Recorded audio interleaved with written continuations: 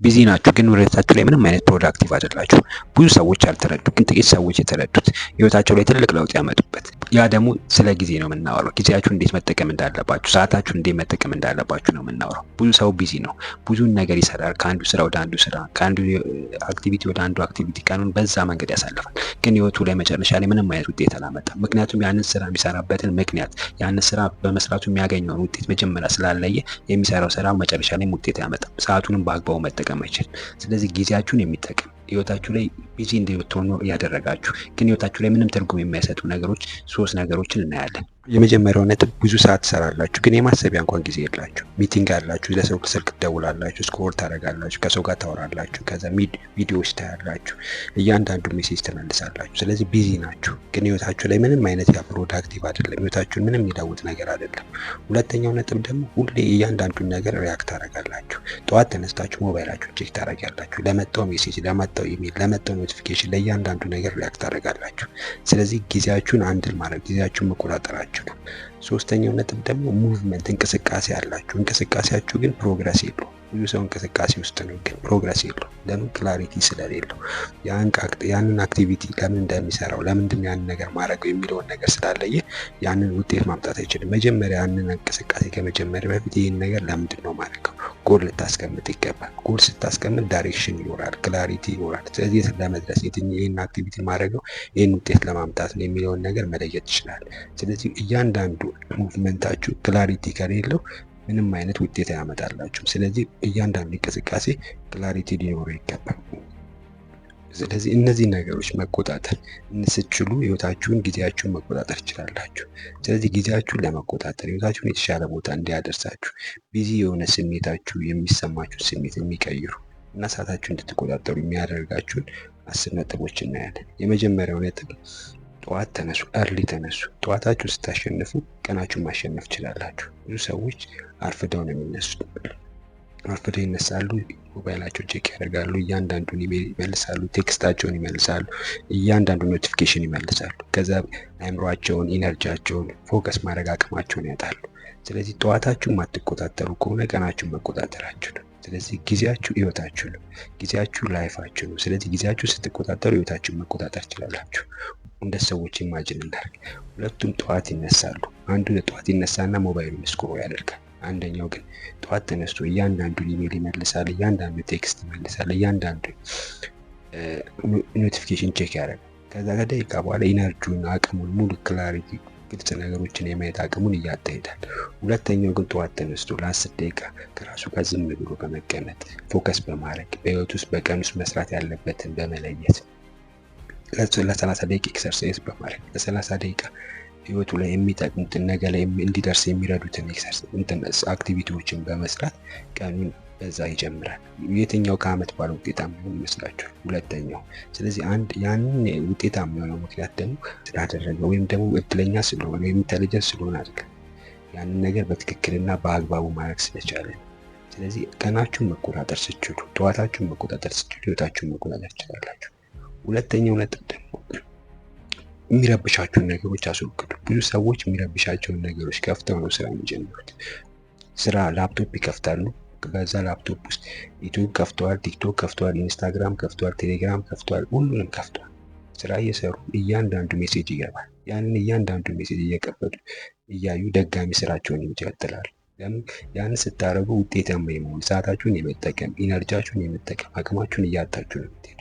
አንድን ትኩረታችሁን ተበላሽቶ ተመልሳችሁ ወደ ነበራችሁበት ለመመለስ ከ5 እስከ 20 ደቂቃ ይፈጃል።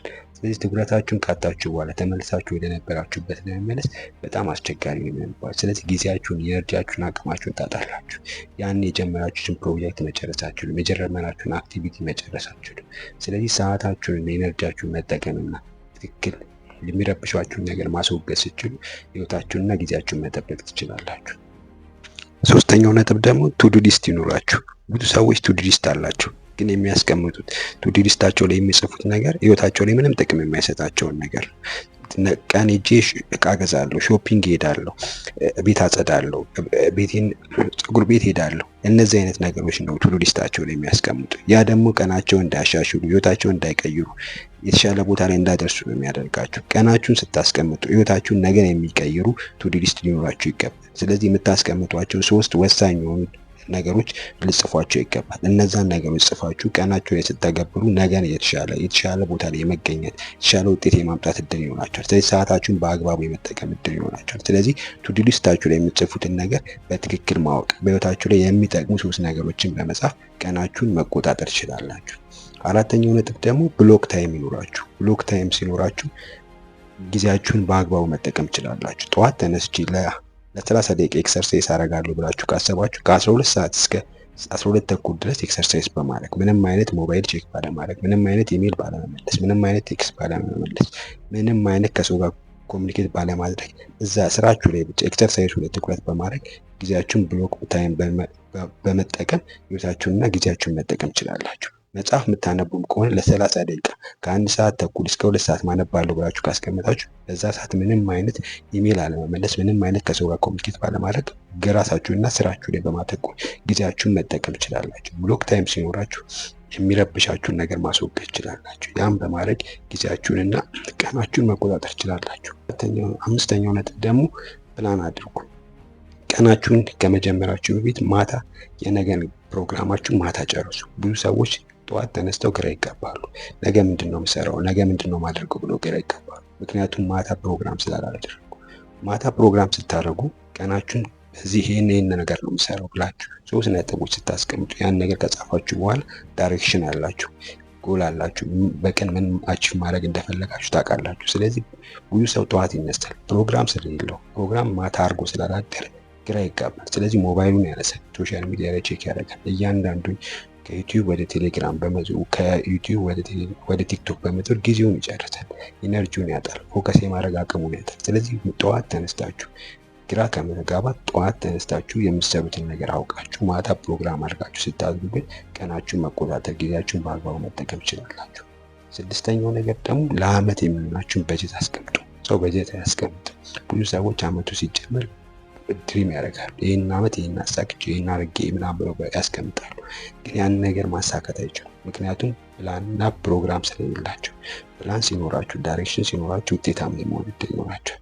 በየ3 ወሩ ይህን ነገር አቺቭ ማድረግ ፈልጋለሁ፣ አመቱ መጨረሻ ላይ ይህን ነገር አቺቭ አደርጋለሁ ብላችሁ ስታስቀምጡ ውጤታችሁን ኢቫሉዌት የማድረግ ትክክለኛ ቦታ ላይ የመገኘት እና ጊዜያችሁን በአግባቡ መጠቀም ይችላላችሁ። ለ3 ነገሮች አስቀምጡ። ብዙ አይደለም፣ 10 ወይም 20 ማስቀመጥ አይጠበቅባችሁም። 3 ነገሮች አስቀምጡ። ለምሳሌ ፋይናንሻል ፍሪደም የሚያስፈልጋችሁ ከሆነ ፋይናንሻል ፍሪደም ያስፈልገኛል፣ ስለዚህ እነዚህ ነገሮች መስራት አለብኝ ብላችሁ እነሱን ማስቀመጥ። ጤናችሁ ከሆነ በየቀኑ እንደዚህ አይነት ኤክሰርሳይዝ መስራት አለብኝ። ስኪል መጨመር፣ ስኪል እንዲኖራችሁ የምትፈልጉ ከሆነ እንደዚህ አይነት ትምህርቶች፣ ኮርሶችን፣ ስኪል የሚያሳድጉ ኮርሶችን በዚህ አመት ውስጥ እንደዚህ ይወስዳሉ። ስለዚህ አመቱ መጨረሻ ላይ ፕሮዳክቲቭ የሆነ ራሳችሁን የሚቀይር ነገር ማግኘት ትችላላችሁ። ሰዓታችሁንም በአግባቡ መጠቀም ይችላሉ። በየ3 ወሩ ያለውን ፕሮግረስ ቼክ ማድረግ ትችላላችሁ። ስለዚህ አመቱ መጀመሪያ ላይ ፕላን በማድረግ ጊዜያችሁን፣ ኢነርጂያችሁን መቆጠብ ትችላላችሁ። 7ኛው ነገር ደግሞ 2 ሚኒት ሩል፣ የ2 ደቂቃ ሩል ሊኖራችሁ ይገባል። ሁሉንም ነገር በአንዴ ለመስራት አትሞክሩ። አእምሯችሁ በዛ መንገድ አይሰራም። ምክንያቱም ብዙ ነገሮችን ስትታገሉ ያን ነገር የማድረግ አቅማችሁ እያጣችሁ የምትሄድ። ስለዚህ ለ2 ደቂቃ ለምሳሌ መጽሐፍ የምታነቡ ከሆነ ለ2 ደቂቃ 1 ፔጅ ማንበብ፣ ኤክሰርሳይዝ የምታደርጉ ከሆነ ለ2 ደቂቃ ኤክሰርሳይዝ ማድረግ። ያን ስታደርጉ አእምሯችሁ አዳፕት የማድረግ ያንን ነገር የመቋቋም ያንን ነገር የመስራት አቅም ይኖራል። ካለዛ በስተቀር እየታገላችሁ ከሆነ ያንን ነገር የማድረግ አቅም እያጣ ነው የሚሄደው። ምክንያቱም አዲስ ነው የሚሆነው። ስለዚህ 2 ደቂቃ ስታደርጉ ኤክሰርሳይዝም ስታደርጉ መጽሐፍም ስታነቡ አዲስ ስኪል ለመማር ከፈለጋችሁ ለ2 ደቂቃ ያን ነገር ስታደርጉት ግን አይምሯችሁ ያን ነገር በቀላሉ አዳፕት ለማድረግ ያን ነገር በቀላሉ ለማድረግ እድል ይሰጣችኋል። ስለዚህ የ2 ደቂቃ ሩልን በመጠቀም ህይወታችሁንና ጊዜያችሁን በአግባቡ መጠቀም ትችላላችሁ። 8ኛው ነገር ደግሞ ጎሉ ላይ ውጤቱ ላይ ሳይሆን የምታስገቡ ላይ አተኩሩ። ብዙ ሰዎች ውጤቱ ላይ ያተኩራሉ። ኪሎ መቀነስ ይፈልጋሉ። 10 ኪሎ ቀንሳለሁ ይላሉ። በ6 ወር 10 ኪሎ መቀነስ ይፈልጋሉ ብለው ያስቀምጣሉ። ጎሉ ላይ ያተኩራሉ። ኤክሰርሳይዝ ይጀምራሉ። ከሳምንት በኋላ ሰውነታቸውን ይመዘናሉ። ሲመዘኑ ምንም አይነት ኪሎአቸው አልቀነሰም። በስራቸው መስራት እንደገና ኤክሰርሳይዝ ማድረግ ተስፋ ይቆርጣሉ።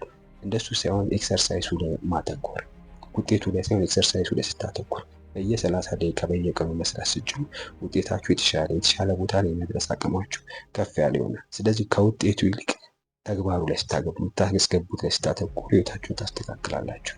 ጎበዝ ኤዲተር መሆን የምትፈልጉ ከሆነ ትምህርት፣ ከዛ ፕራክቲስ ማድረግ፣ ያንን በየቀኑ ማድረግ፣ ከ6 ወር በኋላ ጥሩ ማስተር ያደረገ ጥሩ ኤዲተር መሆን ትችላላችሁ። ውጤቱ ላይ ሳይሆን ተግባሩ ላይ በማተኮር። ስለዚህ ከውጤት ይልቅ ተግባሩ ላይ በማተኮር ህይወታችሁን ማስተካከል ትችላላችሁ። ስለዚህ ጊዜያችሁንም በአግባቡ መጠቀም ትችላላችሁ። 9ኛው ነገር ደግሞ አንድ ነገር ላይ አተኩሩ።